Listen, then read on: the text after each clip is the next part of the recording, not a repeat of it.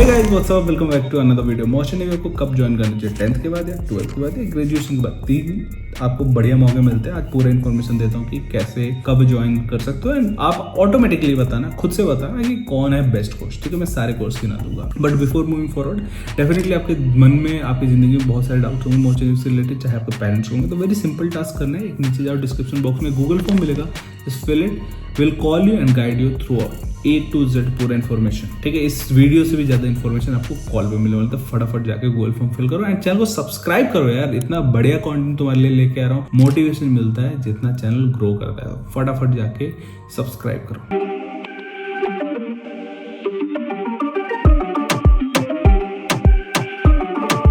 ठीक है, now coming back to the video. Merchant navy join करना तो 10th के बाद कर सकते हैं, 12th के बाद कर सकते हैं एंड ग्रेजुएशन के बाद कर सकते हैं। 10th के बाद क्या ऑप्शन है अपने पास? 10th के बाद अपने पास जीबी रेटिंग कोर्स, 6 महीने का कोर्स होता है। 6 महीने का कोर्स करने के बाद आप एज अ क्रू ज्वाइन कर सकते हो, जहाज जिसमें कोई स्पॉन्सरशिप नहीं है, कोई भी नौकरी अभी फिक्स नहीं है। कॉलेज में प्लेसमेंट हुआ तो अच्छी बात है, नहीं हुआ तो गए। देखो मैं रो नहीं रहा हूँ।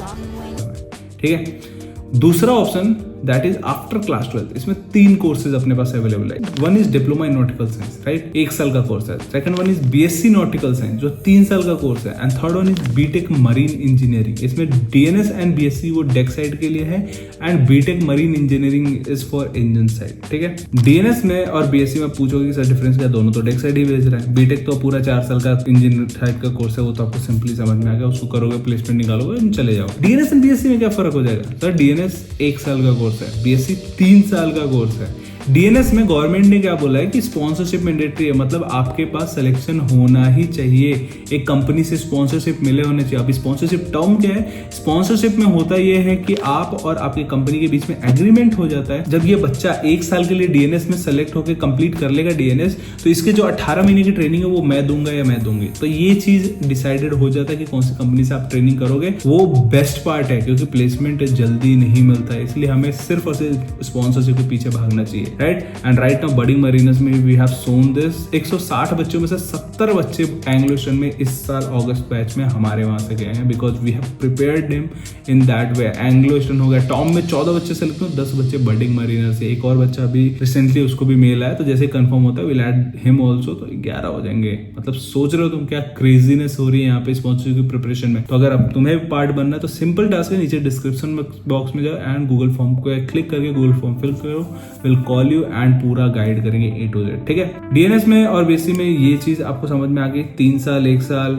स्पॉन्सरशिप मैंडेटरी है, यहाँ नहीं है। प्लेसमेंट की बहुत मुश्किल होता है। 1 साल में आप स्टार्ट कर सकते हो अपना career, you will start earning, financial independency ज्यादा है डीएनएस में। बीएससी नॉटिकल साइंस में आपको 3 साल बाद कमाना पड़ेगा। तो ये सारी चीजें, ये फैक्टर्स हैं, तो ये आपको समझ में आ गए। It is very clear that you have to join diploma in nautical science अगर बीएससी नॉटिकल साइंस से कंपैरिजन हो रहा हो तो। Then we have the option after graduation.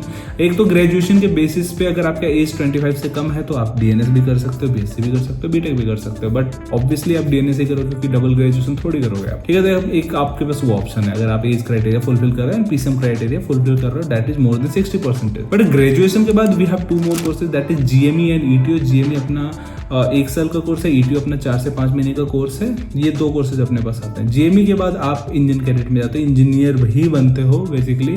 But इसके लिए एक मैंडेटरी ये है कि अगर आपको जीएमई करना है तो मैकेनिकल इंजीनियर आपका होना चाहिए, हो चुका होना चाहिए। एंड अगर आपको ईटीओ बनना है, इलेक्ट्रो टेक्निकल ऑफिसर, तो आपका इलेक्ट्रिकल साइड से या इलेक्ट्रॉनिक साइड से बीटेक होना चाहिए, तभी आप ये दोनों कोर्सेज में से कर सकते हो, राइट। तो इनके फिक्स कोर अपना स्ट्रीम है, that is mechanical and electrical. इसके अलावा अगर हो तो ये दोनों कोर्सेज नहीं कर सकते हो, लेकिन अगर आप मैकेनिकल वाले हो तो आप कर सकते हो डेफिनेटली, इलेक्ट्रिकल वाले हो तो डेफिनेटली कर सकते हो। तो ये आपके ऊपर है, राइट। होपफुली समझ में आ गया होगा ये चीज। अब अपने पास समझ में आ गया 10th के बाद कैसे ज्वाइन कर सकते हैं, 12th के बाद कैसे ज्वाइन कर सकते हैं एंड ग्रेजुएशन के बाद कैसे ज्वाइन कर सकते हैं। तो आइडियल इज कि हमें 12th के बाद ज्वाइन करना है, just after completion of class 12 and course कौन सा ज्वाइन करना है? हमें ज्वाइन करना है diploma in nautical science. Hopefully इतना इन्फॉर्मेशन आपके लिए काफी होगा आज के लिए। तो चैनल को सब्सक्राइब करो यार, बेल आइकन दबाओ, ताकि मुझे भी मोटिवेशन मिलता रहे कि मैं आपके लिए ऐसी वीडियोस लाते रहूं। एंड फटाफट जाके गूगल फॉर्म फिल कर दो। Thank you for watching this video. Do you guys want the updates regarding the exam forms or the maritime industry in general? या फिर एग्जाम्स के लिए मोटिवेशन चाहिए?